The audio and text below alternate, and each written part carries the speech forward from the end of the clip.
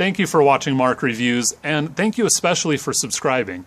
If you haven't yet subscribed, please do. I looked at the analytics on this channel, and over 90% of my viewers are people who aren't subscribed to this channel. So if you found this video, I'm glad that you're here. Please subscribe. I upload consistently, and I upload useful, real information, reviews from an actual person who actually uses these things, and I'm sure that you'll find more things that you like aside from just this video. Now, I'm outside today because it is a beautiful fall day, and I wanted to take advantage of this while I still can, because in the future it's going to get cold outside, and more of these videos will be shot in my basement probably, so enjoy it while I can, right?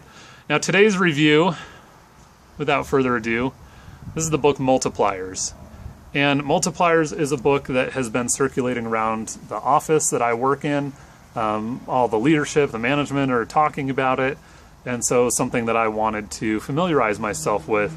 I did not actually read this pristine, barely opened book. I ordered this after listening to the audiobook on Audible. So I highly recommend it. Spoiler alert for what should probably come at the end of my review. This is one of the best business books I've encountered. On this channel, I've reviewed several, and I have read or listened to close to 24 business management type books over the last several years. This is one of the best that I have found. Now, let me explain a little bit, without giving away the book, what multipliers are, and then what their counterpart are, what they're called.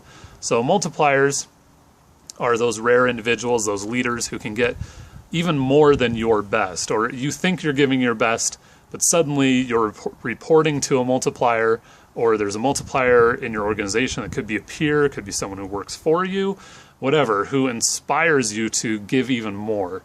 It's the kind of person where you leave for the day feeling exhausted and like you've given everything you had, but you feel inspired and engaged and excited to go back to work the next day. I haven't had the good fortune to work for a lot of people like that, but where I currently work, I do have several people that I would point to as true multipliers. So I feel fortunate in that. I like to think that I'm a multiplier, but on the flip side of things, there's something called a diminisher. And that is a person who does the exact opposite. Far from inspiring you to give your best work, they don't even really inspire you to work. They're the kinds of people where you feel like no matter what you do, you can't do anything right. You feel drained when you get home, and rather than inspired, you feel like you don't want to go back to work the next day. And something critical that you learn through the course of this book is that even those people who do fall into that category of being a diminisher, they're actually accidental diminishers most of the time. Most people don't even know that it's something that they're doing. I'll give you one example. Liz Wiseman, the author, also an alumni from BYU, or Brigham Young University, like me, although I'm not as distinguished as to have my own book, just an awesome YouTube channel. She gives an example of how she would race her son when they were trying to get somewhere or whatever. She would say, okay, I'll race you to that house or that tree or whatever. And she would run faster and faster, thinking, hey, if I set the pace, so if I'm a pace setter, then he'll try to keep up with me. But what she found was, if she ran too fast, he would just give up. He'd just say, well, there's no point. I'm not even going to try. And what she realized was that to really lead someone and inspire someone, and to get the best you can out of them, you need to be the pace setter in a way that still makes things achievable. So you can't be way out in front just taking care of everything. You need to be just ahead so that they want to follow you. So there are 9 such lessons in this book. That's 9.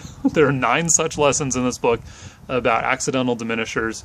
The first half of the book focuses more on multipliers, the positive things, some good examples of people that do things right, that get the most out of their organizations and their people. The latter half is more of kind of the, I don't want to say depressing, but it's not as exciting because it's really getting down to the nitty-gritty of what you're doing wrong in your organization.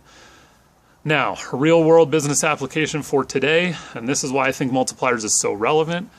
It's about efficiency. It's about getting the most out of the resources that you have. The days of bloated organizations with top-down hierarchies and management styles like, the GE, IBM type companies of yesteryear, where it's the good old boys on the top managing everybody else. Those companies don't really exist anymore, and to be relevant in this new economy and to attract and retain millennials, you really have to get on board with some of the principles outlined in this book. And chief among those probably is having that efficiency and that scalable efficiency to be able to maximize your resources. And this all sounds like business jargon, so if I've lost you, let me say that in layman's terms. You have X number of employees or X number of dollars, and if you can't afford to add more employees to your organization to try to get more production out of them, then you need to use the people that you have in a better way. And that's the point of Multipliers. It's talking about how to inspire, how to uplift, and how to drive performance with your existing resources. Now, personal application to your life, maybe this helps you set better goals and be more realistic about them, identify the things that might be holding you back so you can cut them loose. And that's an important part of this as well. It talks about how if people aren't on board with this, if you have leaders in your organization that are holding people back from doing their best work, that are stuck in that mode of, well, it's the way that things have always been done, etc., then sometimes, even if it's hard, it's best to cut your losses and jettison that person, get rid of them in the interest of the best good of the remaining people in your organization. And they give some pretty compelling examples of that. So really, it's a great book. There isn't some kind of narrative here like you get in The Energy Bus or The Go-Giver or The Go-Giver Leader. It's just, thesis statement, example, example, example, restate the thesis statement. And it couldn't be better. It's a pretty quick and easy read. I did get bogged down a little bit listening to it because I was just powering through, but if you take it in chapter installments and snippets, or if you take that quiz to diagnose yourself as an accidental diminisher and then really focus in on those chapters and see what you can do to improve, you're going to get a lot out of this book. I rank this way up there with How to Win Friends and Influence People as a key book that's going to help you moving into the future.